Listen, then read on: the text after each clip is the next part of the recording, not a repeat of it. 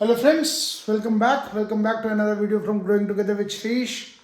और आज के हम इस वीडियो में बहुत सिंपल से कॉन्सेप्ट के बारे में बात करने जा रहे हैं, that is alleles and genes, right? Basics.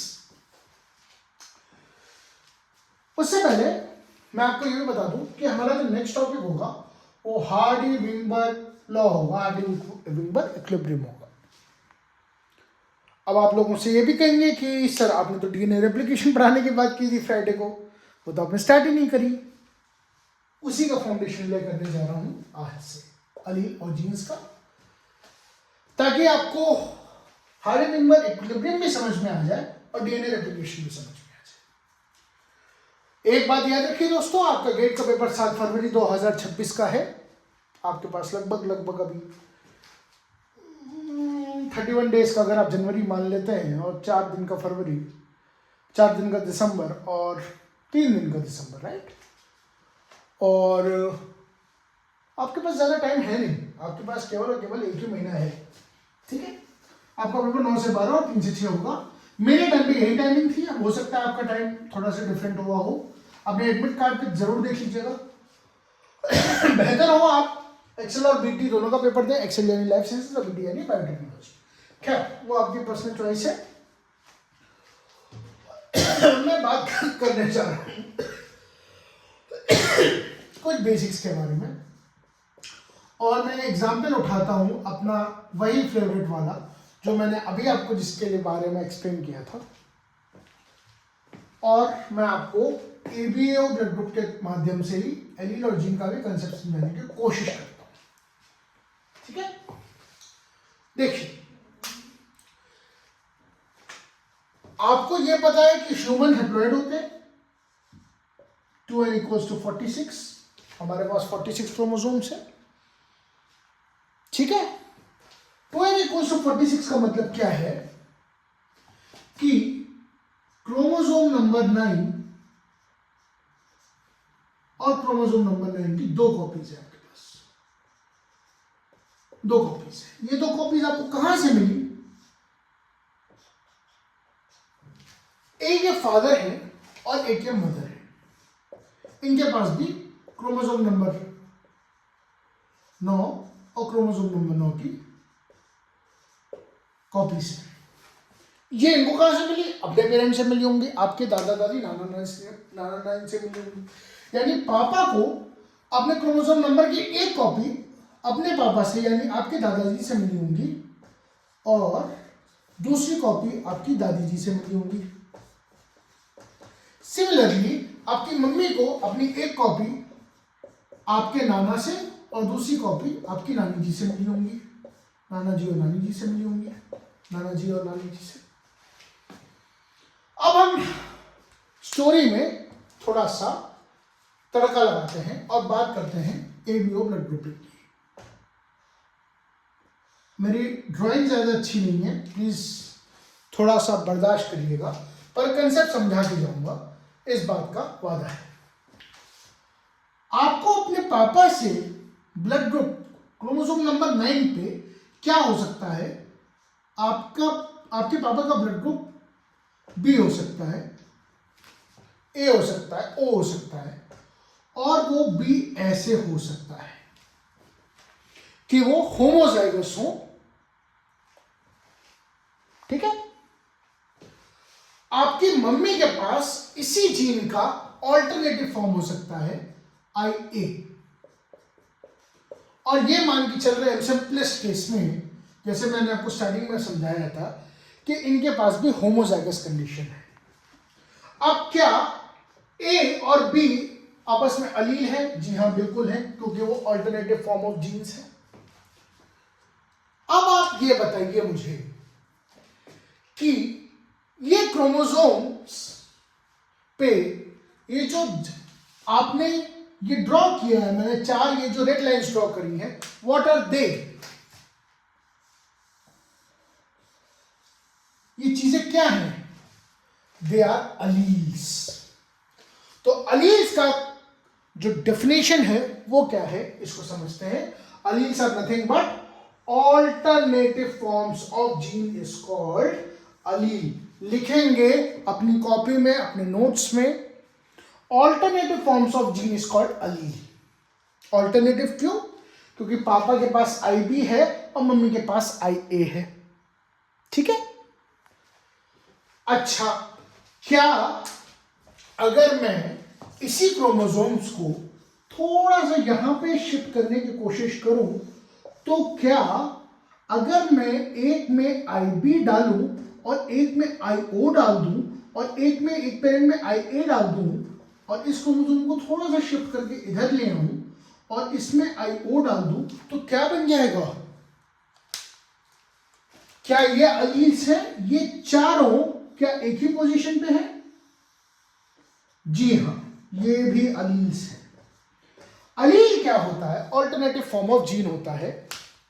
मैंने आपको फिर बताया था कि ब्लड ग्रुप के लिए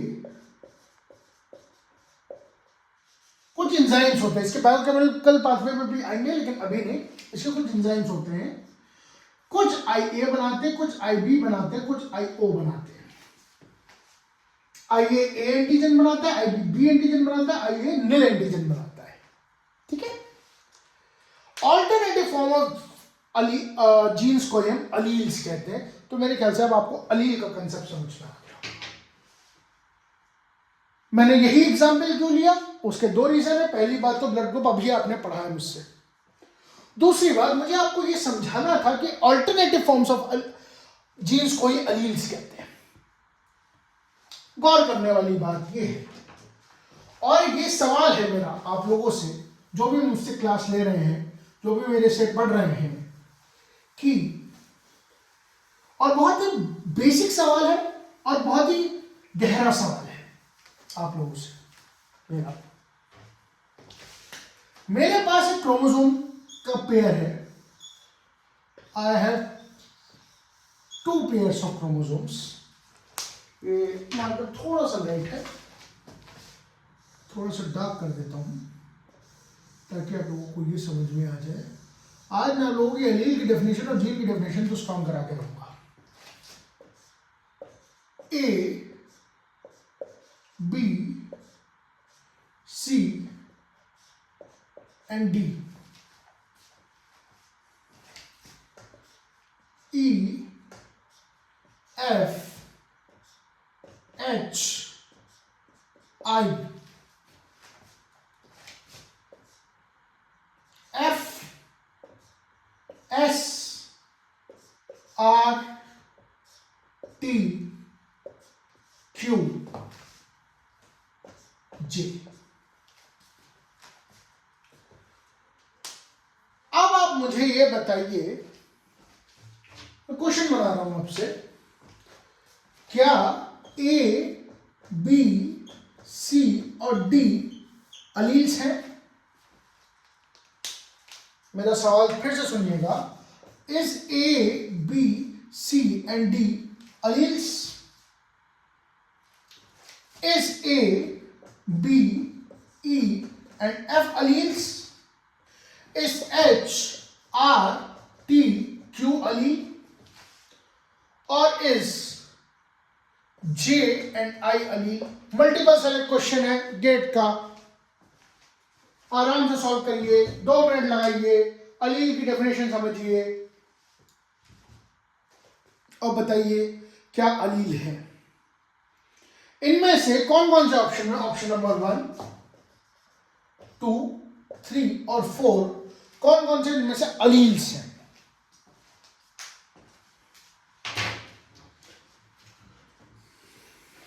केवल एक ही अलील नहीं है इसमें से, A, B, E and F ये अलील नहीं है, ये भी है, ये भी है और ये भी है। क्यों है? अभी इसको समझते हैं। देखिए,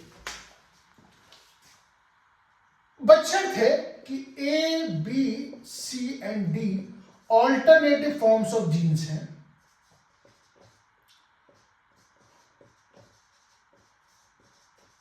और इनकी लोकेशन सेम है। ये देखिए, H, R, T, Q की भी लोकेशन सेम है, J और I की भी लोकेशन सेम है। ये क्रोमोसोम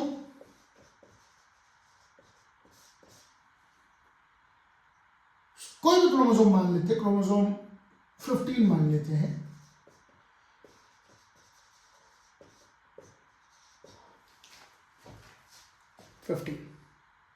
समझ में आया आपके?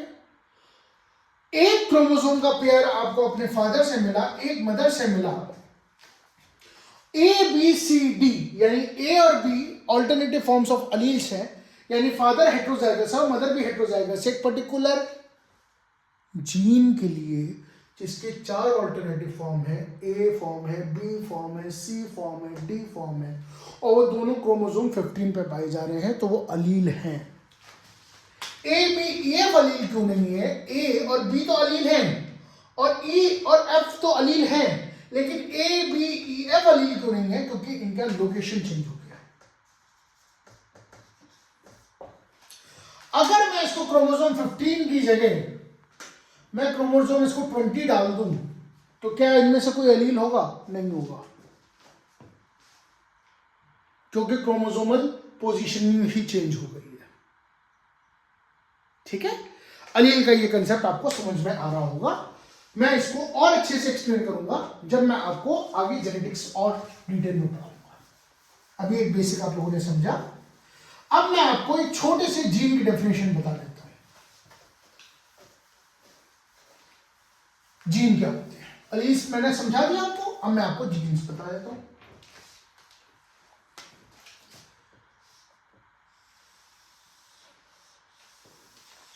ये मेरे पास क्या है? एक डब्बा है। डब्बे को मैंने लेबल कर दिया और कह दिया इसको डीएनए। यहीं से हमारी मॉलिक्यूलर बायोलॉजी स्टार्ट होती है और यही हमारी मॉलिक्यूलर बायोलॉजी खत्म भी होती है। डीएनए समझिए। डीएनए पूरा कितने बेस पेयर्स हैं डीएनए के? 3.1 into 10⁹ base pairs haploid DNA का साइज है। इतने बेस पेयर्स हैं हमारे पास। इस डीएनए का एक पार्ट, सपोज इस पॉइंट से इस पॉइंट तक, ए से बी पॉइंट तक जीन कहलाया जाएगा। उस केस में जब वो या तो एक फंक्शनल आरएनए बनाए या एक प्रोटीन बनाए। तो लिखिए जीन की definition. A sequence of DNA, इसको आप न्यूक्लियोटाइड भी लिख सकते हैं, हालांकि ये थोड़ा सा कंट्रोवर्शियल है, बट फिर भी a sequence of DNA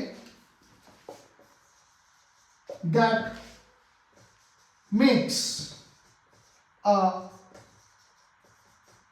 functional RNA और अ प्रोटीन।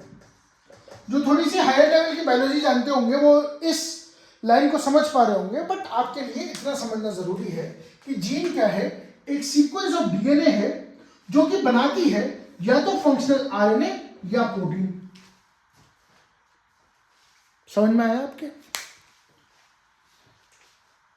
अब इसको एनालॉजी के थ्रू समझते हैं, बहुत आराम से समझेंगे, बिना किसी दिक्कत के, बिना किसी परेशानी के। देखिए, आप लोग गेट का सिलेबस गेट के लिए पढ़ रहे हैं, गेट एक्सेल या गेट बीटी के लिए। मैं मान के चल रहा हूं आप गेट एक्सेल का सिलेबस पढ़ रहे हैं। गेट एक्सेल के लिए बच्चे ज्यादा बैठते हैं, लगभग 50 के बच्चे बैठते हैं। ठीक है, 50,000 बच्चे बैठते हैं लगभग, ज्यादा भी हो सकता है कम भी हो सकता है, मान के चलें। इसका सिलेबस क्या आता है? गेट एक्सेल में सिलेबस क्या आता है? क्या क्या आता है? गेट एक्सेल में आप किससे पूछा जाता है? जनरल एप्टीट्यूड, जिसमें आपकी इंग्लिश और मैथ्स टेस्ट होती है 12th लेवल तक की। उसके बाद आपसे पूछी जाती है केमिस्ट्री, उसके बाद आपसे पूछी जाती है बायोकेमिस्ट्री, उसके बाद आपसे पूछी जाती है माइक्रोबायोलॉजी, आपसे बॉटनी पूछी जाती है, आपसे जूलॉजी पूछी जाती है और आपसे फूड टेक पूछा जाता है। मैं केवल गेट एक्सेल की बात कर रहा हूं और किसी की बात नहीं कर रहा। General aptitude chemistry, biochemistry, microbiology, botany, zoology, genes है। और गेट एक्सेल का सिलेबस आपका डीएनए है। इस बात को ध्यान से समझिए, बहुत ध्यान से समझिएगा। General aptitude chemistry, biochemistry, microbiology, botany, zoology, ये सारे जीन्स हैं आपके। क्यों? क्योंकि या तो ये फंक्शनल प्रोटीन बना रहे हैं, यानी इनसे सवाल बन रहे हैं। ठीक। और जो आपका पूरा सिलेबस है, कंबाइंड सिलेबस है, वो आपका डीएनए है। अब इस चीज को और बारीकी से समझते हैं। आप सब ये जानते हैं कि very little part of DNA is coded. Very little part, पूरा का पूरा डीएनए कभी कोड नहीं करता। इनफैक्ट एक किताब है बहुत अच्छी, मैंने उसके कुछ ही चैप्टर्स पढ़े हैं, द सेल्फिश जीन। वो आप कभी पढ़िएगा, कभी फुर्सत में पढ़िएगा, बहुत अच्छी किताब है। मुझे भी ये किताब रिविजिट करनी है, बहुत पहले पढ़ी थी मैंने, दोबारा से पढ़ूंगा मैं। तो बाकी की सारी चीजें जो फंक्शनल काम नहीं कर रही, वो जीन नहीं है, वो है डीएनए का ही पार्ट दोस्तों। या तो अगर वो फंक्शनल प्रोटीन बना रही है या फंक्शनल आरएनए बना रही है, तो उनको जीन कहेंगे, वरना उनको जीन नहीं कहेंगे। इसका मतलब मैं 3 न्यूक्लियोटाइड लिख दूं, NNN, और N लिख दूं, 4 न्यूक्लियोटाइड लिख दूं, 6 लिख दूं, NN, क्या ये जीन है? नहीं है। ये तब तक जीन नहीं है जब तक ये या तो प्रोटीन ना बना रही हो या फंक्शनल आरएनए ना बना रही हो। फंक्शनल आरएनए ना बना रही हो, तब तक ये जीन नहीं है। ठीक है सर, आपने ये तो बता दिया कि general aptitude chemistry, biochemistry, microbiology, botany, zoology, food tech, ये सब आपके जीन्स है। तो एंजाइम काइनेटिक्स क्या है? तो लैकोप्रोन क्या है? तो हार्डी-विंबर इक्विलिब्रियम क्या है? तो गैमेटोजेनेसिस और एम्ब्रायोजेनेसिस क्या है? तो एसेंट ऑफ सैप क्या है? तो प्लांट सेल सिग्नलिंग क्या है? प्लांट डिफेंस मैकेनिज्म क्या है? फिर इम्यूनोलॉजी क्या है? भाई वो जीन के पार्ट्स हैं, वो जीन के पार्ट्स हैं। जैसे जीन में एक पार्ट होता है, क्या पार्ट होता है? स्टार्ट पार्ट, यहां से आपकी जीन स्टार्ट हो रही है। स्टॉप पार्ट, बीच में इंट्रॉन्स आते हैं, एक्सॉन्स आते हैं। 2 एक्सॉन्स के बीच में एक इंट्रॉन जरूर आता है। ये एक्सॉन 2 है और ये एक्सॉन 1 है, इसके बीच में एक इंट्रॉन जरूर आएगा। ये वो जीन्स के पार्ट है। बायोकेमिस्ट्री में तुमसे क्या हर बार वही सिलेबस पूछा जाता है? नहीं। कभी तुमसे बियर लैम्बर्ट लॉ पे सवाल पूछेगा न्यूमेरिकल, कभी तुमसे एंजाइम काइनेटिक्स पे सवाल पूछेगा, कभी तुमसे पीएच ऑफ अमीनो एसिड्स पे सवाल पूछेगा, और कभी तुमसे पूछेगा किस पे सवाल, कि एक पेप्टाइड दिया है मैंने, उसके फ्रेगमेंट्स कितने होंगे। जो सवाल तुम्हारे लिए तुम्हारे पार्ट्स में आया है वो तुम्हारे लिए इंपॉर्टेंट है। जब हम इस चीज को समझते हैं तो हम थोड़ा ऑल्टरनेटिव स्प्लाइसिंग वगैरह के भी कॉन्सेप्ट को बहुत अच्छे से समझ लेते हैं। जैसे कि कभी तुमसे पूछ लेगा वो माइक्रोबायोलॉजी में लैकोप्रोन, आई होप ये वाला बोर्ड दिख रहा हो, नहीं तो मैं इस कैमरे को थोड़ा सा पीछे कर लेता हूं ताकि अब दिख रहा होगा मोस्ट प्रोबेबली। कभी वो टीआरपी ओप्रोन पूछ लेगा, कभी ओप्रोन पूछेगा ही नहीं, कभी वो डीएनए रेप्लिकेशन पूछ लेगा, कभी वो रेप्लिकेशन से सवाल नहीं पूछेगा, कभी वो ट्रांसलेशन से सवाल पूछेगा, कभी वो ट्रांसलेशन से सवाल नहीं पूछेगा, कभी वो पोस्ट ट्रांसलेशनल मॉडिफिकेशन से सवाल पूछेगा, कभी वो क्रोमेटिन रीमॉडलिंग से सवाल पूछेगा, रीमॉडलिंग से सवाल पूछेगा। और ये केवल गेट के लिए वैलिड नहीं है, ये हर कॉम्पिटिशन के लिए वैलिड है। कभी तो उसने लैग ऑपरेशन से सवाल पूछ लिया, कभी उसने टीआरपी ऑपरेशन से पूछ लिया, कभी उसने डीएनए रेप्लिकेशन से पूछ लिया, कभी ट्रांसलेशन से पूछ लिया, कभी पोस्ट ट्रांसलेशन मॉडिफिकेशन से पूछ लिया, कभी उसने क्रोमेटिन रिमॉडलिंग से पूछ लिया। उसने क्या किया, उसने डिफरेंट जीन्स के सेगमेंट से सवाल पूछा। बेसिकली एग्जामिनर ने ऑल्टरनेटिव स्प्लाइसिंग ही तो करी, और क्या किया, यही तो कॉन्सेप्ट है। तो जीन क्या होता है, जीन एक वो न्यूक्लियोटाइड की सीक्वेंस होती है, वो डीएनए की सीक्वेंस होती है जो कि फंक्शनल आरएनए या प्रोटीन बना रहे हैं। ये आपको समझ में आ गया होगा। एक एनालॉजी के तौर पे अगर ग्रेड एक्सेल का पूरा सिलेबस डीएनए है तो general aptitude, chemistry, biochemistry, microbiology, botany, zoology और फूड टेक इसके जीन्स हैं। जूलॉजी में एनिमल किंगडम उसके जीन का एक पार्ट है। जूलॉजी में गैमेटोजेनेसिस, फर्टिलाइजेशन उसकी जीन का एक पार्ट है। जूलॉजी में जेनेटिक्स उसकी जीन का एक पार्ट है। माइक्रोबायोलॉजी में लेगोप्रोन, डीआरपी, ऑप्रोन, डीएनए रेप्लिकेशन उनके जीन्स का एक पार्ट है। पर तुमने एक चीज और नोटिस करी होगी, बायोकेमिस्ट्री, माइक्रोबायोलॉजी, बॉटनी और जूलॉजी में शायद डीएनए रेप्लिकेशन के सवाल सब में आए, यानी कुछ पार्ट्स हर जीन में कॉमन होते हैं।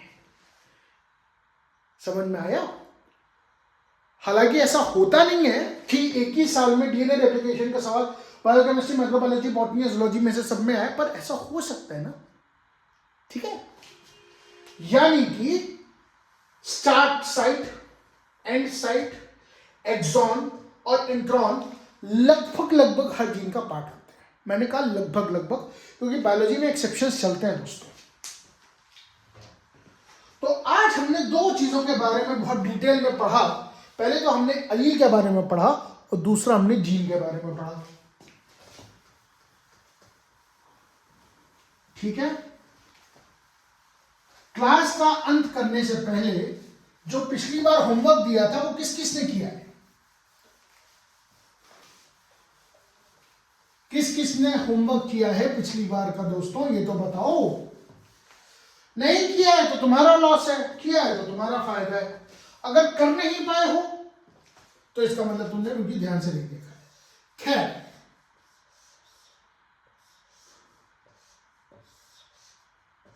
मैं सवाल फिर से समझा देता हूं। ये पेडिग्री बना रखी है।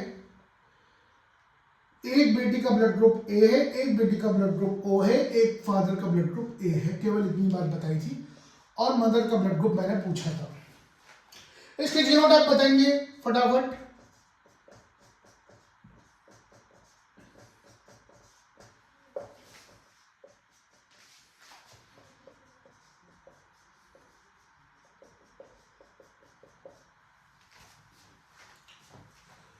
मैंने क्या कहा था, रिवर्स से स्टार्ट करते हैं। क्या बताया था मैंने अभी?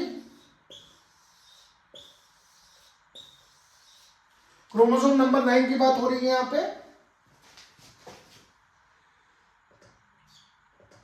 हम सबसे पहले इस वाले बच्चे को देखते हैं, ओ ब्लड ग्रुप को। इसको मैग्नीफाई करके दिखा रहा हूं मैं, IO, ठीक है। एक IO इसे अपने फादर से मिला होगा और एक IO मदर से मिला होगा। यानी कि ये वाला जो केस है ये तो आपका बिल्कुल कैंसिल हो जाता है कि फादर होमोजाइगस तो नहीं हो सकता, फादर हेटेरोजाइगस होगा। जैसे आपको ये सवाल पता चल गया, अब आपके लिए चीजें आसान हो जाएंगी। फादर हेटेरोजाइगस है, एक बच्चा होमोजाइगस है। अब चूंकि ये क्या हो सकता है, व्हाट कैन बी दिस, ये दोनों पॉसिबिलिटीज खुली है। मदर का ब्लड ग्रुप क्या है, मदर का ब्लड ग्रुप क्या क्या हो सकता है, क्योंकि एक ट्रिकी सवाल है ये। दिखने में आसान सवाल है, वैसे मुश्किल सवाल है।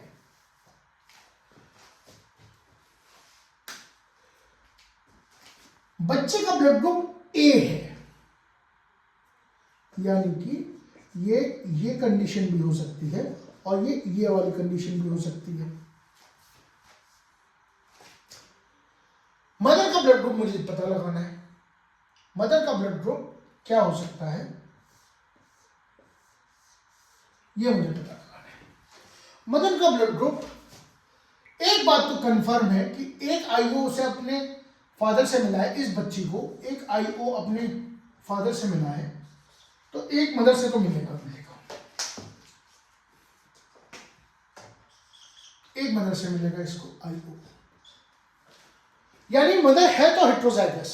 अब हेट्रोजाइगस है तो इसका मतलब इसके कॉम्बिनेशन में क्या क्या आ सकता है, इसके कॉम्बिनेशन में आ सकता है IA IB या IO, तीनों केसेस लेके चलेंगे और देखेंगे कि कहां कहां हमारे क्या क्या रिजल्ट्स आ जाते हैं। ठीक है, पेडिग्री हटा दो, नहीं ये हटा देता हूं, पेडिग्री रहने देता हूं, ये हटा देता हूं, समझने में आसानी रहेगी। मैं पहली बार मदर का जो केस लेके चल रहा हूं, सॉरी मदर का जो केस लेके चल रहा हूं वो मैं लेके चल रहा हूं IAIO। इतना तो कंफर्म है कि मदर हेट्रोजाइगस है और फादर भी हेट्रोजाइगस है। ठीक है, तो मदर के फर्स्ट वाले केस में क्या हो रहा है, हमारे क्या गैमेट बन रहे हैं,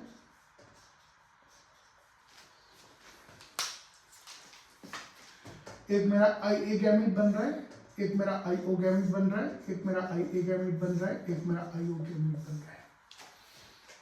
कैसे बनाया मैंने, 1 2 3 4, क्या फ्यूजन, 1 से 3, 1 से 4, 2 से 3 और 2 से 4, 1 से 3 IA IA IA IA, 1 से 4 IA IO IA IO, 2 से 3 IO IA, 2 से 4 IO IO। सारी कंडीशन सेटिस्फाई हो रही है, बिल्कुल। क्यों, क्योंकि डॉटर का ब्लड ग्रुप A है, एक डॉटर का ब्लड ग्रुप A आ गया, एक डॉटर का ब्लड ग्रुप O आ गया। ठीक है, यानी हमें पॉसिबिलिटी मिल रही है both A and O blood group की, यानी मदर का ब्लड ग्रुप IAIO हो सकता है नहीं, हो सकता है, वन ऑफ द पॉसिबिलिटीज है।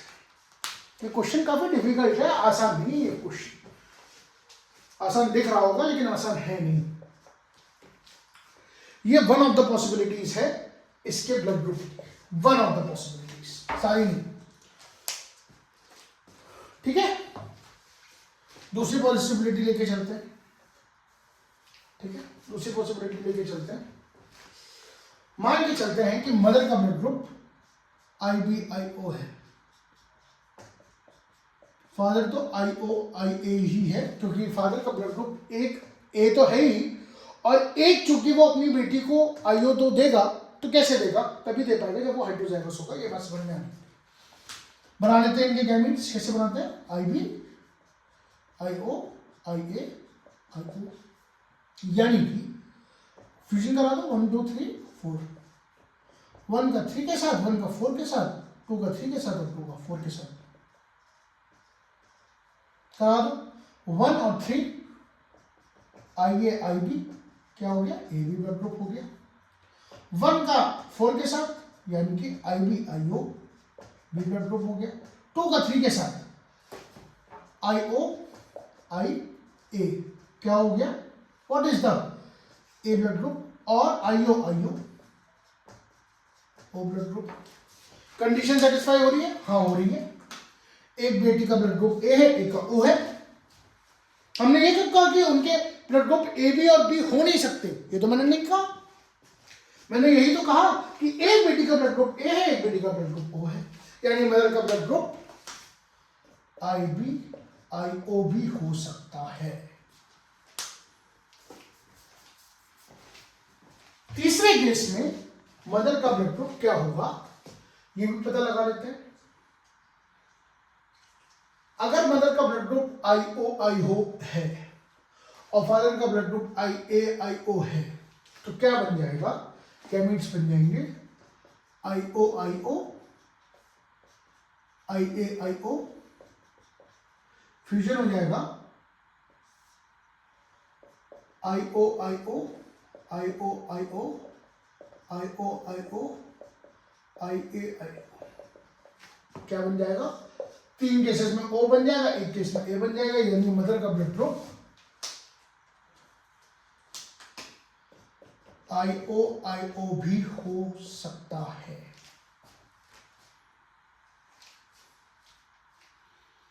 क्या मदर का ब्लड ग्रुप AB हो सकता है? बिल्कुल हो सकता है। देखो, मदर का ब्लड ग्रुप IA/IB भी हो सकता है, क्योंकि फादर हेट्रोजाइगस है। ठीक है, तो IA इसने मदर से लिया और IO उसने फादर से ले लिया। लेकिन लेकिन लेकिन लेकिन क्या मदर का ब्लड ग्रुप IB हो सकता है? नहीं हो सकता, ये नहीं हो सकता। क्यों नहीं हो सकता? इसका सोल्यूशन आप लोग देंगे, मैं नहीं दूंगा।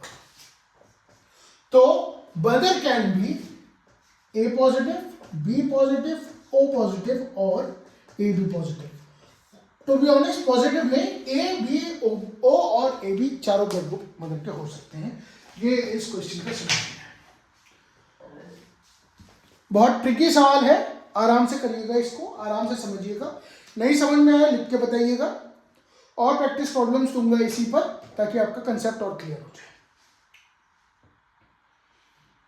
तो आज हमने दो चीजें समझी। आज हमने सबसे पहले जीन समझा, जीन क्या चीज है, अलील क्या चीज है, उसके बाद जीन क्या चीज है, और उसके बाद हमने पिछले वाले एग्जाम्पल का सॉल्यूशन देखा। ओके, आज के लिए इतना ही। क्लास खत्म होती है आपकी। Thank you so much for joining this session. अगर आपको ये सेशन पसंद आया हो तो प्लीज़ लाइक शेयर सब्सक्राइब करिए। अगर पसंद नहीं आया हो, कुछ शिकायत करनी हो, कुछ कहना हो कि भाई नहीं समझ में आ रहा है, तो आप कमेंट कर सकते हैं, बता सकते हैं। DNA रेप्लिकेशन की क्लास आपकी जल्दी ही स्टार्ट होगी। कब होगी ये इसका मैं वादा नहीं कर सकता अभी, क्योंकि DNA रेप्लिकेशन काफ़ी डिटेल टॉपिक है। हार्डी विंगबर्ग थोड़ा छोटा टॉपिक है, इसलिए मैं सोच रहा हूँ कि पहले उसे कवर करवा लूँ, और उससे एक सवाल ज़्यादातर केसेस में बनता ही बनता है। अब नहीं बनेगा तो चढ़ मत जाइएगा कि सर नहीं बना। मैं प्रोबेबिलिटी बता सकता हूँ, मैं पेपर सेटर नहीं हूँ, मैं पेपर सेट नहीं कर रहा हूँ, मैं प्रोबेबिलिटी बता सकता हूँ कि हाँ, हार्डी विंगबर्ग इक्विलिब्रियम से ज़्यादातर केसेस में एक सवाल बनता ही है, और आपको दिख भी जाएगा। चलिए, मिलते हैं आपसे अगले सेशन में। मैं मोस्ट प्रोबेबली या तो DNA रेप्लिकेशन स्टार्ट करवाऊंगा, और या फिर मैं आपका हार्डी विंगबर्ग इक्विलिब्रियम स्टार्ट करवाऊंगा, एक आध एग्जांपल्स करवा लूंगा, और कुछ उसके एजम्पशंस कि हार्डी विंगबर्ग इक्विलिब्रियम कब स्टेबल होगा और कब वो इक्विलिब्रियम से हट जाएगा, वो कुछ उसको डिटेल में आपको समझाने की कोशिश करूंगा। अपनी सेहत का ख्याल रखिए, अपने दिमाग का ख्याल रखिए। आपका एग्जाम बहुत पास है। 10 जनवरी को शायद आपका ACMR का भी पेपर है। मैं कोशिश करूंगा कि उसके लिए भी एक छोटा सा कुछ बना दूं। मेरा ट्राई रहेगा, क्योंकि मेरे और भी प्रोजेक्ट्स चल रहे हैं। मैं अपने और भी कमिटमेंट्स हैं मेरे, पर्सनल और प्रोफेशनल दोनों। Thank you so much, thank you so much, thank you so much for joining this session. मिलते हैं आपसे अगले वीडियो में। तब तक के लिए टेक केयर, बाय। आज ट्यूसडे है, मैं होपफुल हूँ कि मैं आपके साथ थर्सडे या फ्राइडे में एक वीडियो और शेयर करूँगा। Thank you, take care.